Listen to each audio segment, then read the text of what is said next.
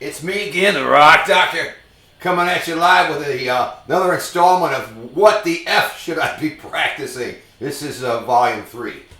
Today, I'm not going to have any backing track to jam along with, or not really any licks either, I don't think. But today, what I wanted to share with you is fretboard logic, let's call it that. A way to kind of learn where things are on the fingerboard without hurting your brain. And this kind of ties into one of my other series of videos on the 5 pentatonic shapes, but this applies to any scale shape or arpeggio shape, really. But let's just start with this. I'm going to take the A minor pentatonic again in the home position, you know, the 5th position. And just check this out. Now, everybody knows how to play it. My grandma can play the damn thing, but, you know, this guy.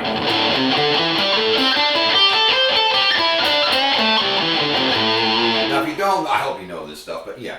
I'll walk you through the fingering, even though everybody knows it. On the top string is 5/8. The next 3 strings are 5/7. And the last 2 strings are 5/8, right? You know that already. I know. Let's check this out. This was kind of a light bulb moment for me way back when I was a whippersnapper. And yeah, I snapped a few whips in my day. But check this out. Let's think about just the shape of the scale where we start out on that low A note, 5th fret, okay? We got that big stretch, right? 5 to 8, okay? And then realize the next 3 shapes are that 5/7 business, all right next door, right? Check out what happens. What happens if you find the A note on the A string, 12th fret? It's the same. The shape is the same. Look. Until you get to the B string, you have to adjust up 1 fret because of the tuning. So instead of here, right? So that's 13 and 15 there. And then the last available set of notes is on the high E. That would be 12 and 15. It's the same scale, same notes. See, the measure's the same. Knock it higher. So that dawned on me. That kind of helped me, you know, not get lost on the fingerboard when I was either practicing or playing. And that turns out that pentatonic there, the one in the 12th position for the key of A, is my second favorite one. I use those two all the time. Enough on that though. Let's keep going. Let's find the A note on the D string now. 7th fret, right? Well, guess what? That original pentatonic shape still applies here. So look, that big stretch is on the D string now from 7 to 10. Right? Okay. And there's still going to be 3 little stretches right next door. So on the G string, you still have this, 7, 9. Now you've got to adjust up because of the B string. And then when you get to the E string, it's going to be 8, 10 also. See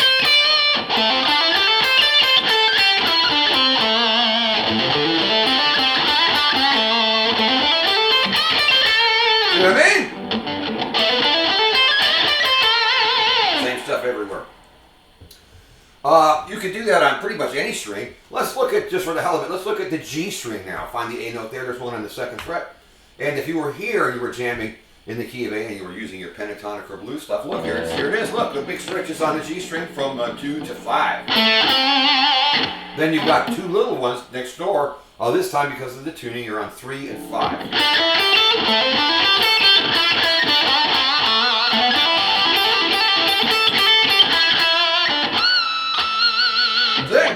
So wherever that A note is, basically I'm referencing that A note. Wherever that is, you've got the big stretch. And then whatever strings are left, they're going to be the 3 little ones. In this case, look, I'm up on the B string now, right? And that's all I can do.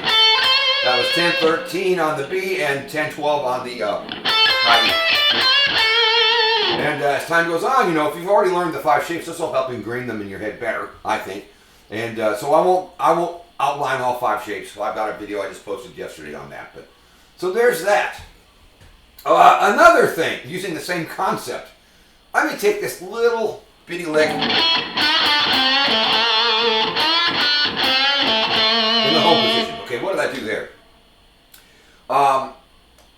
And that's kind of a 2-bar phrase. 1, 2, 3.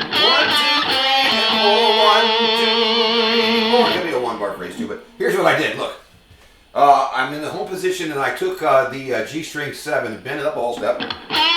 Hit it normally. Then I went to 5 on the G. And I finished off on the D string 7 twice. That's a typical blues phrase, right? It is.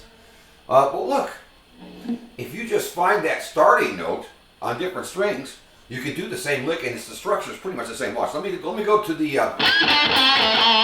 A string and play that D note here. See, it's the same. See what I mean? So now I got this. And that was, what was that, the 5th fret I started on the A string. Bend it up, hit it normally, go to 3, and go up to the low E and hit 5 twice. Right, so now we've got... And I was referencing the D note to be able to do that, knowing that the structure is the same. Let me find it over here. Look, on the high E, there's a D note here, look. There it is. So I bent 10, hit it normally. Then I went to the 8th fret of the E. Then I went to the B string 10 twice. Let me do it in one more spot. Let me go up to the B string, the 15th fret. There's a D note there, and look. But it ain't this! Oh, shit! Remember, you got to account for the tuning of the guitar. So this time the lick is 15 on the B bent up, normal. 13 on the B. But then because of the tuning, you've got to play 14 on the G, not 15. Ooh, ooh. So there you go. So if you can find your notes on the guitar and you think a little bit, you can get a lot of mileage out of a lick or a particular scale shape that you build your licks from. So that's really what this one was about today. Short and sweet. So check it out. I'm not going to put any tab up. Sorry. All right. So it's me, the Rock Doctor. Don't forget to like, share, subscribe, leave a comment, order me a pizza. But not that vending machine crap. Please, please. What a waste of money. And I will see you later. I'm out of here. Bye.